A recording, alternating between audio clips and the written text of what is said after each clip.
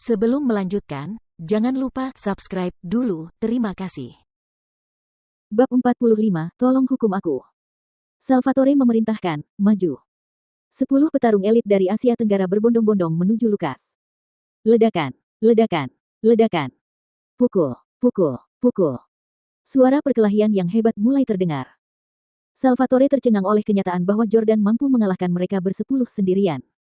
Salvatore mengambil telepon selulernya dan menelepon Pablo. Tuan Dalton, Anda harus mengirim 10 orang lagi. 10 petarung yang Anda kirim mungkin akan bertahan selama 10 menit lagi sebelum Jordan Stelling melumpuhkan mereka. Apa? Pada saat ini, Pablo baru saja selesai bermain catur dengan butler Frank. Setelah mendengar perkataan Salvatore, dia berseru dengan gembira, benar-benar ada seorang ahli di sini yang bisa mengalahkan 10 orang sendirian. Aku harus membawa orang yang berbakat seperti itu di bawah sayapku. Katakan di mana kamu sekarang. Aku akan segera ke sana. Pablo bergegas menghampiri. Pada saat dia tiba di tempat parkir, 10 ahli pertama yang dia kirim semuanya tergeletak di tanah. Di sisi lain, pakaian Jordan sedikit compang camping, tetapi dia tidak terluka. Pablo langsung tertegun, lalu ia bergegas berjalan ke arah Jordan karena terkejut. Saat mendekati Jordan, ekspresi ngeri di wajah Pablo semakin kuat. Ternyata Jordan Stelling adalah. Ketika Pablo melihat wajah Jordan, dia berlutut dan berseru, Tuan Jordan. Jordan tampak identik dengan pria di foto yang dikirim butler Frank kepada Pablo. Pada saat ini, Drew, Salvatore, dan yang lainnya semuanya membeku karena terkejut. Tuan Dalton, apa yang Anda bicarakan? Dia adalah menantu yang tinggal bersama keluarga kami. Mengapa Anda berlutut di depannya? Tanya Drew. Salvatore bertanya dengan bingung juga, apakah kamu mengira dia orang lain? Pablo mengabaikan keduanya dan menatap Jordan dengan hormat. Tuan Jordan, saya bawahan Tuan Reyes, dan saya sangat menyesal atas apa yang terjadi hari ini. Tolong hukum saya. Jordan terkejut karena dia adalah bawahan butler Frank.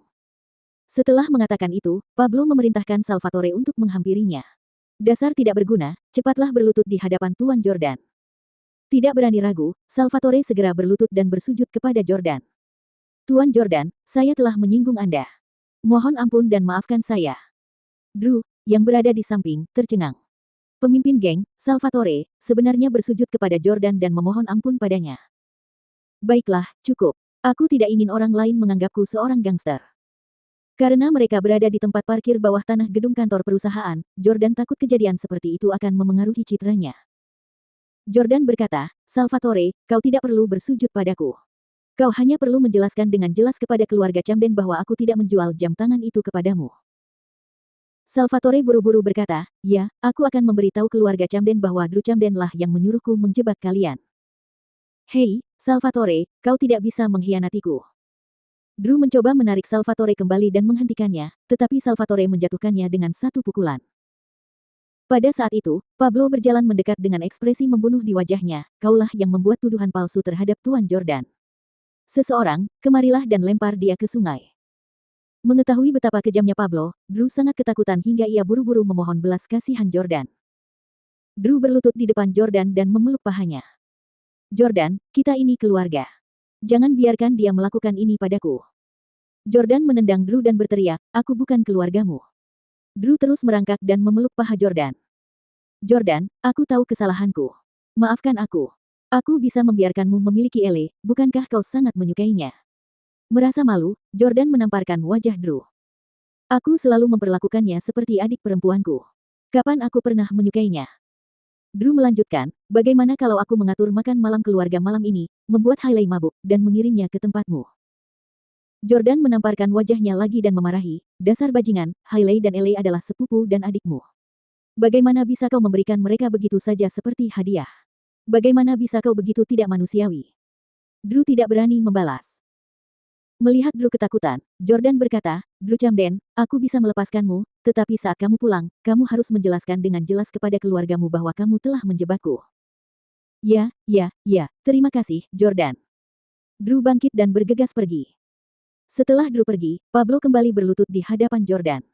Ia berkata, Tuan Jordan, saya ingin mempersembahkan 100 petarung elit yang saya bawa dari Asia Tenggara kepada Anda.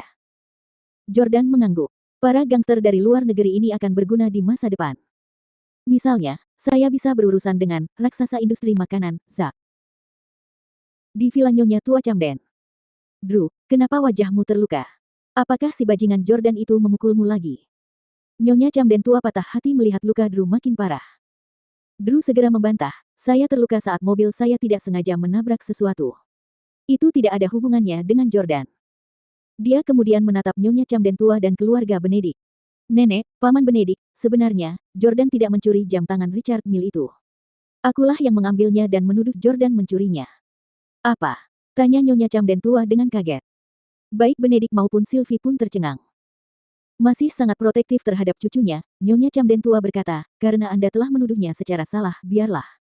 Jordan Stelle juga tidak sepolos itu. Bahkan jika dia tidak mencuri dari saya, dia mungkin telah mencuri dari orang lain. Kalau tidak, bagaimana dia bisa punya uang untuk menginap di Hotel Bintang 5?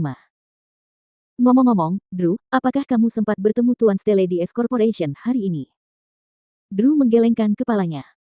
Dengan ekspresi bingung, Nyonya Camden tua bertanya, apa sebenarnya yang ingin dilakukan Tuan Stelle?